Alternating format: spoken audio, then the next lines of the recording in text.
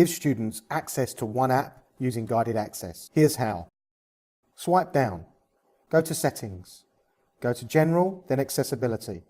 Scroll down to Guided Access. Turn on Guided Access. Go to the passcode settings and set a passcode. Open the app you want the students to use. Triple click on the Home button. Turn off touch to prevent them from using any part of the screen. Manage the hardware buttons by turning off sleep, wake, volume, and turning off the motion and keyboards. You can give guided access time limits, so set the time limit here. You can also protect certain parts of the screen, so if you don't want the students actually using these buttons, protect it here, and there you see we can no longer tap these buttons. To finish guided access, triple click the Home button, put the passcode in, and end.